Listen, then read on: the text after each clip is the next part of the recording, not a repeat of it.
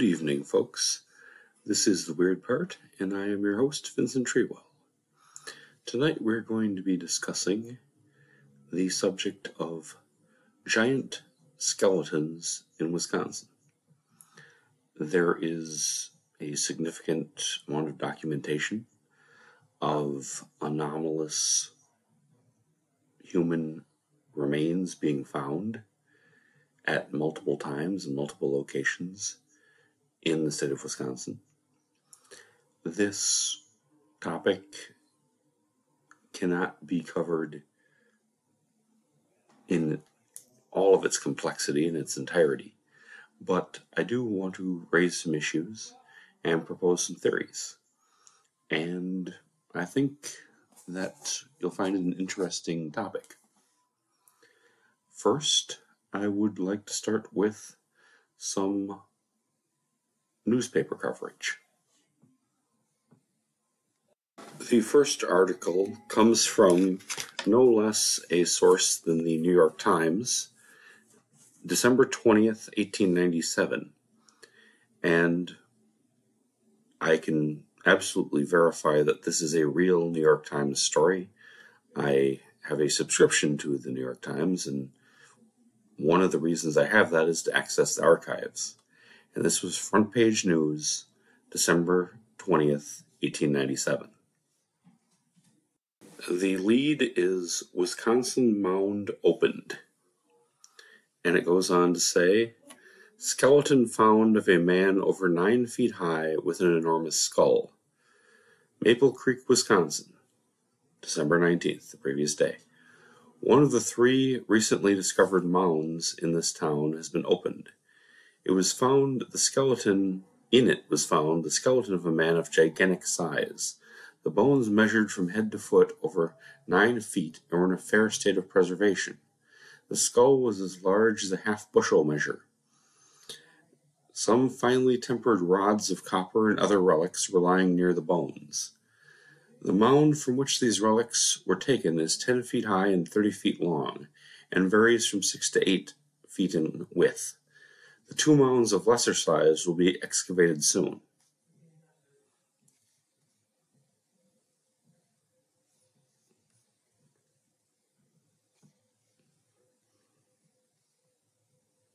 I should probably mention at this point, and it kind of slipped my mind, but for those listeners who are not intimately aware of the history of Wisconsin, which is probably a couple people out there.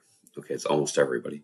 But the mounds they're referring to are what are called Effigy Mobs. And they are all over the state of Wisconsin. And they were built by the Native Americans prior to colonization. And approximately 80% were destroyed just as a matter of doing business when Wisconsin became part of the United States and became a territory, and from there on, the vast majority of mounds were destroyed. But the mounds they're referring to are the sacred effigy mounds of the Native American people in Wisconsin at the time. So the first story of giant bones that I have come across was New York Times, 1897. The next comes from the Eau Claire Leader Telegram, July 19th, 1906. The lead simply says, find skeleton of giant, but it goes on to some significant detail that in the city of Trempealeau, workers who were, well, let me go specifically into the article itself and provide a direct quote.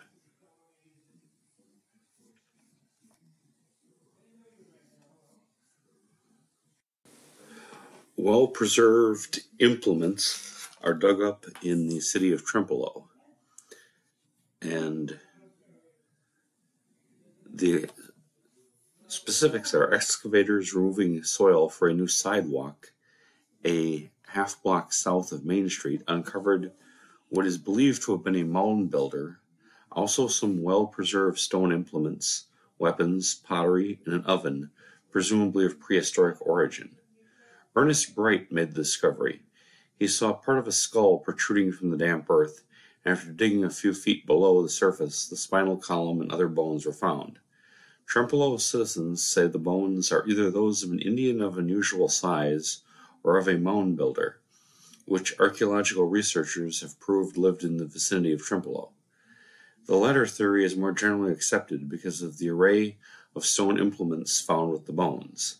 A clay oven was found embedded in the dirt. Many dishes of a brackish cast and made of a peculiar stone were also found. It's worth noting what the paper says there, drawing a distinction between an Indian of unusual size and a mound builder. This goes back to an archaic theory that the people that built the mounds were not the Native American indigenous people who were there at the time of the French colonization and later the American taking over of Indian land. That some other people, presumably European people, had built the mounds. That is a discarded and obviously racist theory. The Ho-Chunk Nation of Native Americans built a lot of the mounds, and other nations, all of whom were Native American indigenous people, built the mounds in Wisconsin. There was no other group of mound builders. But let's note that and set that to the side, that this is reported in a very mainstream local paper and is treated as a completely normal thing that happens. And look at the circumstances. This wasn't an expedition of archaeologists to open up this mound and find what's in there and carefully take apart each piece. They were just building a road and happened to find human bones and artifacts and just basically throw them to the side and keep going. That was a lot of the mentality that was going on in Wisconsin for many, many years. So just duly noted, that's how things worked. I put worked in the past tense. We'll get to why that's actually a mistake, and that's still the way things work. Human remains not given a huge priority when they get in the way of building something important or digging up the minerals that lie beneath whatever is in the mound. My final newspaper report comes from the La Crosse Tribune, May 3rd, 1912, and it reads, "Giant human skeletons found at Lake Delavan, Wisconsin. Examination of skull tends to strengthen Darwin theory of evolution." It goes on to say, "The discovery of several peculiar skeletons of human beings while excavating a mound at Lake Delavan this week may furnish evidence to substantiate the Darwin theory that man is the descendant of monkey, or prove that a heretofore unknown race of men once inhabited southern Wisconsin. Information of the characteristics of this race was brought to Madison today by Attorney Maurice Morrissey of Delavan, who came here to attend a meeting of the Republican State Central Committee meeting last night. Curator Charles E. Brown of the State Historical Museum will make an investigation of discoveries within a few days. Upon opening one large mound at Lake Lawn Farm last fall, 18 skeletons were discovered by the Phillips brothers. Little attention was given the bones, and the elements soon turned the skeletons into a friable mass. When another mound was opened a few days ago, however, the excavators were struck by the peculiar facial characteristics. The heads, presumably those of the men, are very much larger than any race which inhabit America today. From directly over the eye socket, the head slopes straight back, and the nasal bones protrude far above the cheekbones. The jawbones are so long and pointed that, in looking at the inanimate frame, one is struck with its minute resemblance to the head of the monkey.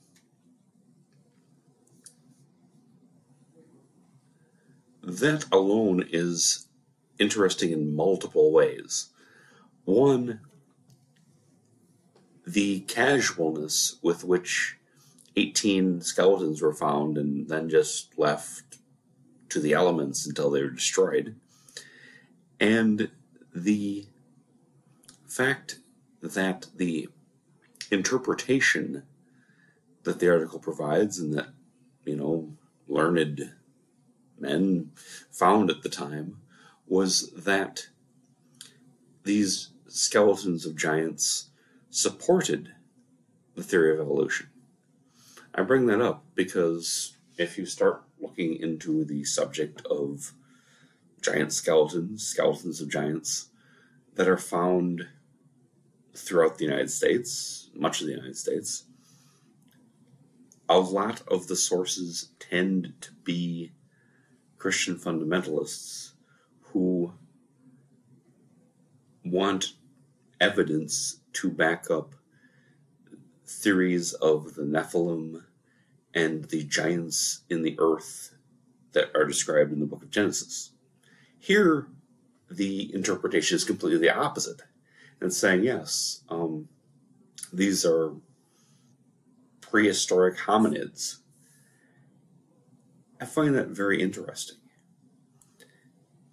You now have, and I'm sure that with minimal time and effort, maybe more than minimal, but not much more, I could go and find quite a few more clippings, quite a few more actual, credible newspaper reports contemporaneous to the discovery of very large skeletons in the state of Wisconsin and in a number of other states.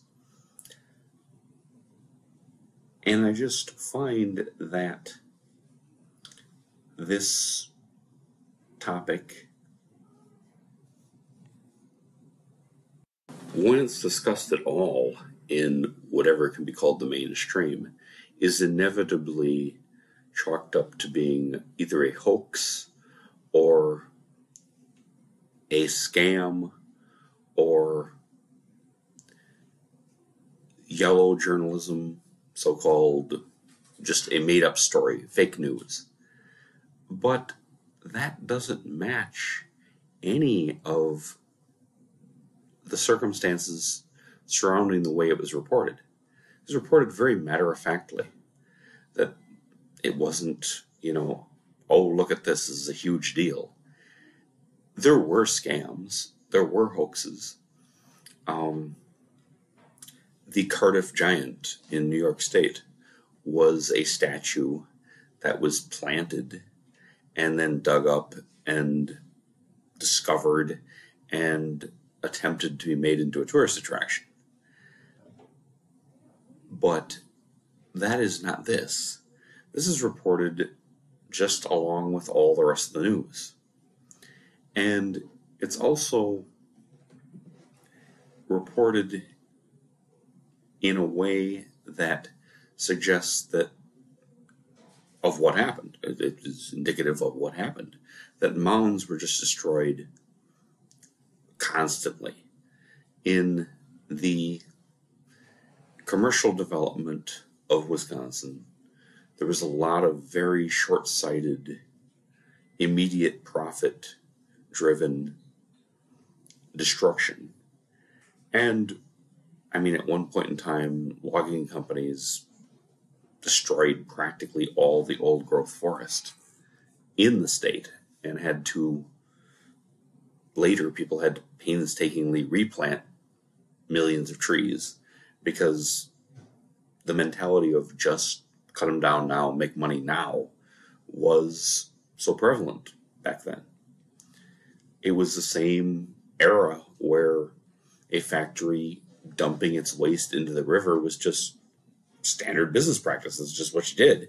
You've got some chemicals you got to get rid of, you just throw them in the river. That was a long time in Wisconsin. And honestly, that was a long time in America. That's pretty much, we did a lot of that. And the same thing applies to historical artifacts and to human remains that,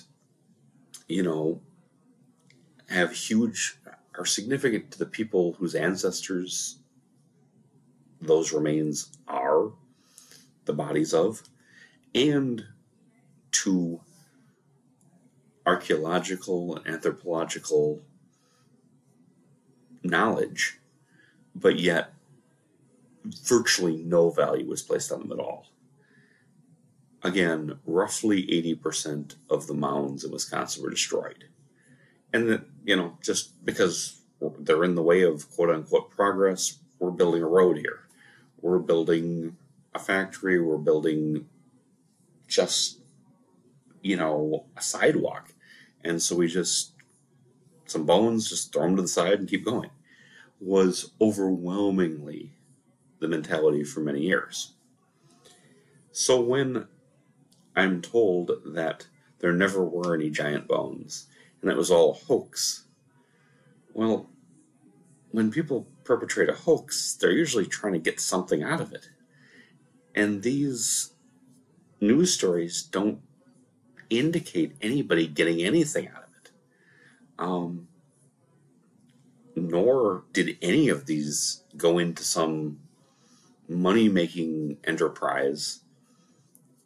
Like, the bones weren't displayed and you had to pay to go see them. None of that happened.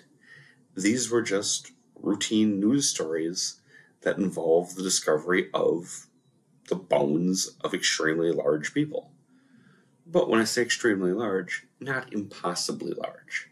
We're not digging up Paul Bunyan here. These are people that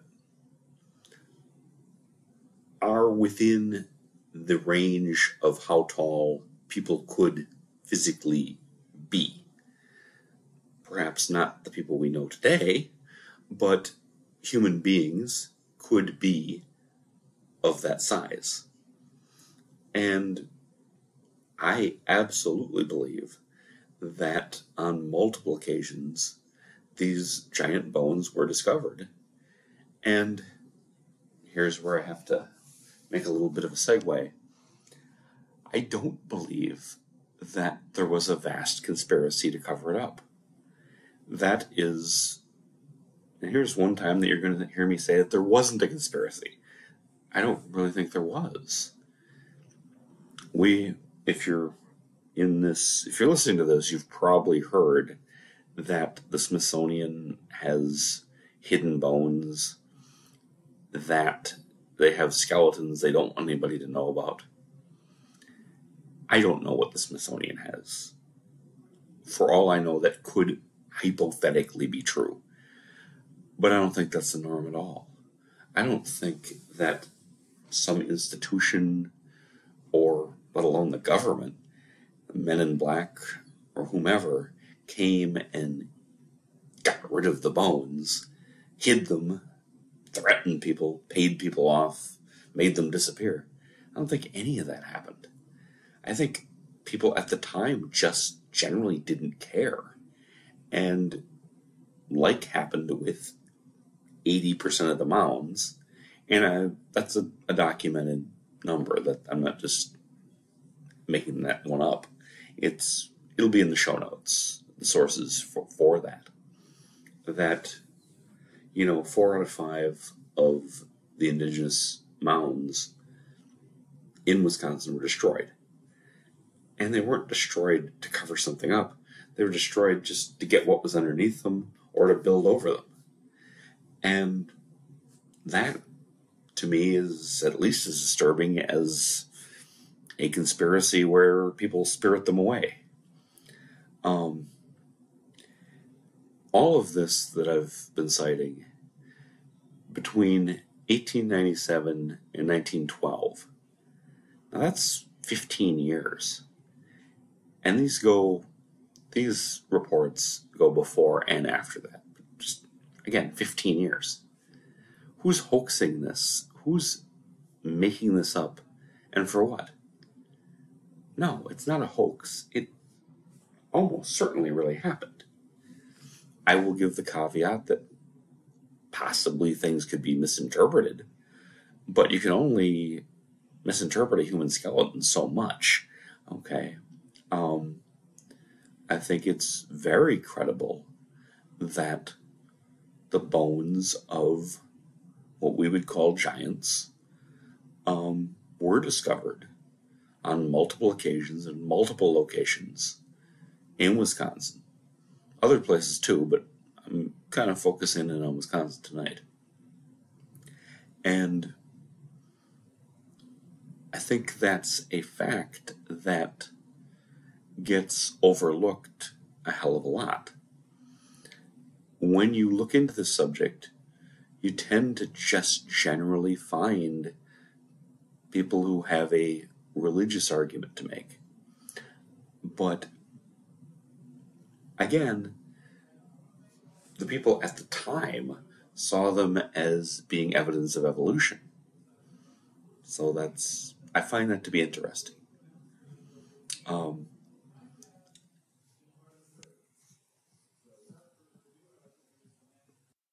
I guess I kind of skipped over, because I've been looking into this and it was something that I've been aware of.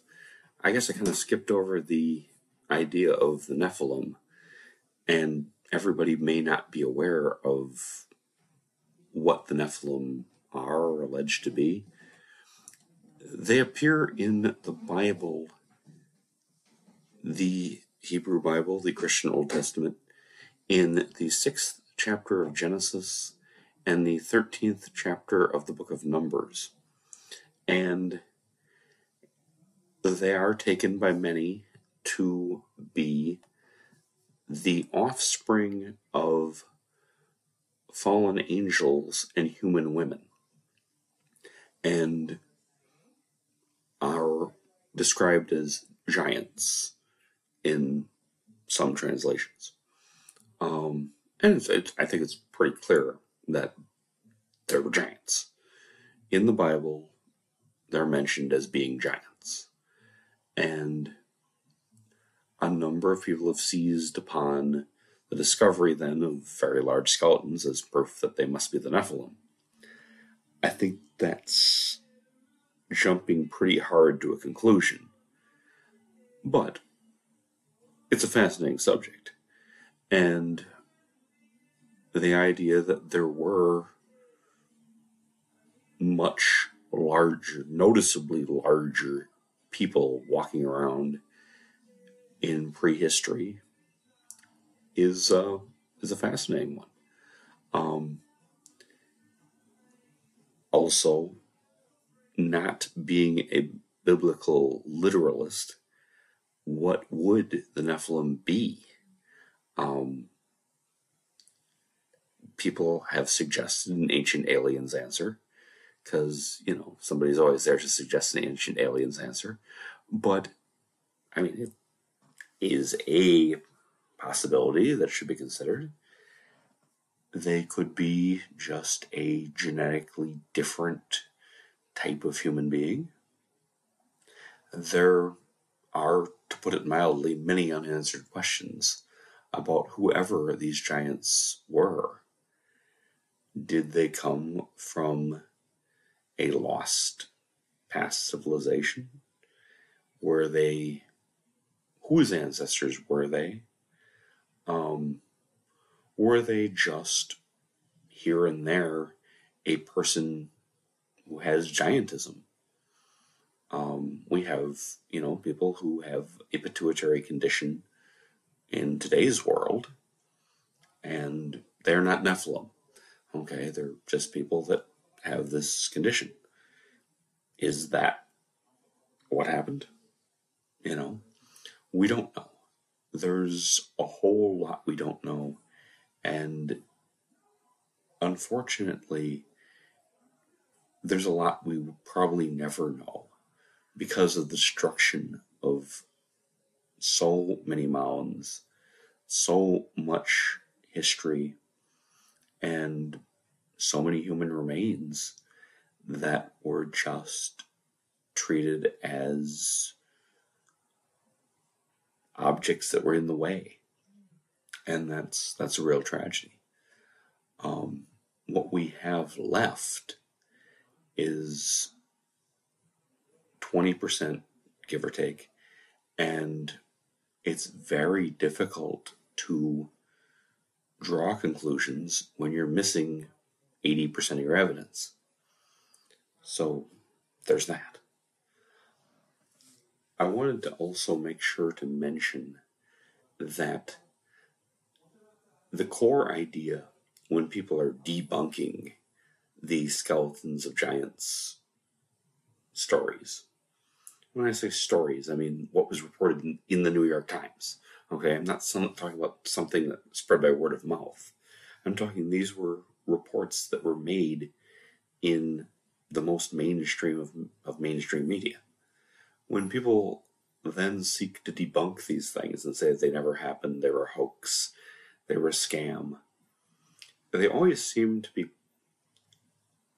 putting forth the idea that human remains would always automatically be of great value. And frankly, the opposite's true. In Wisconsin, tons, and I mean that actually tons, of material from the mounds was just cast aside to build things.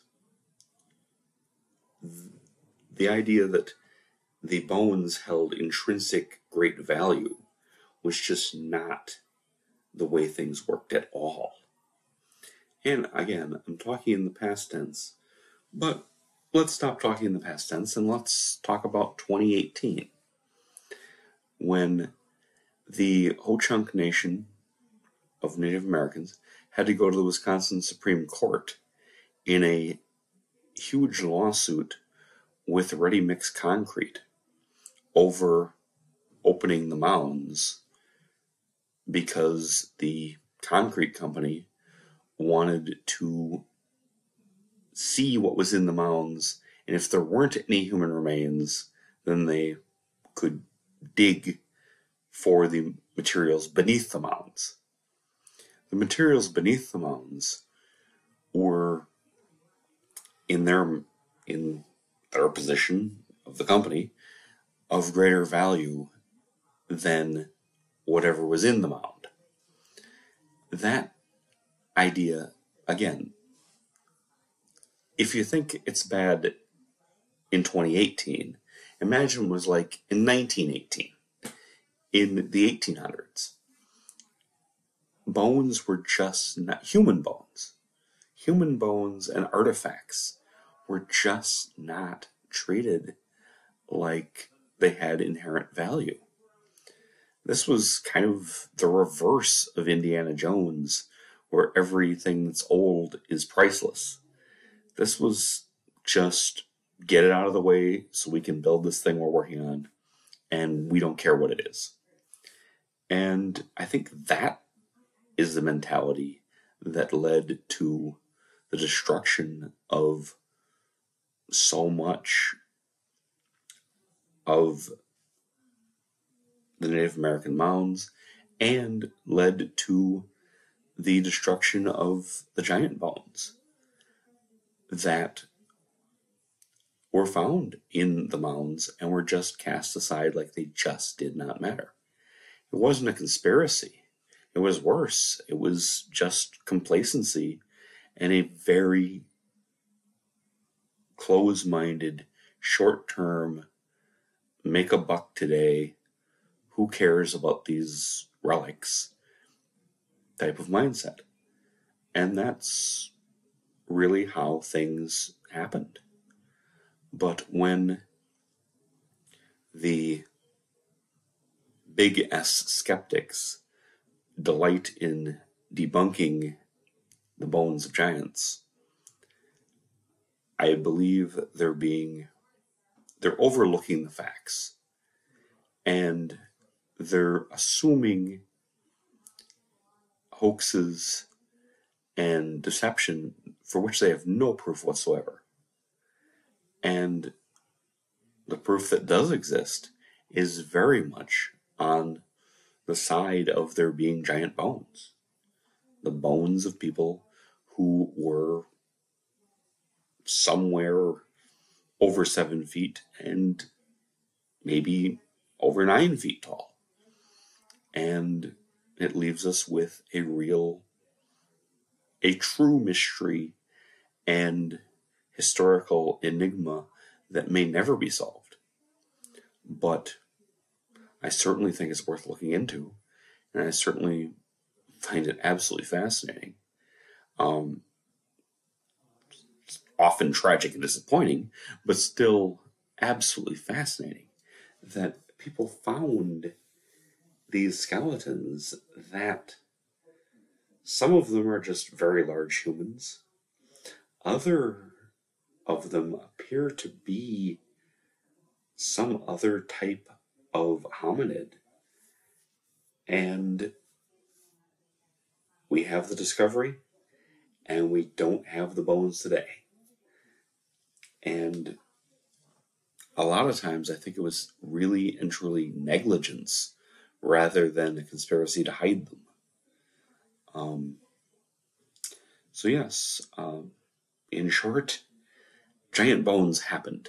Giant bones are real and should definitely be researched and in a decent and humane and respectful way be pursued, in my opinion, with what's remaining in the present day.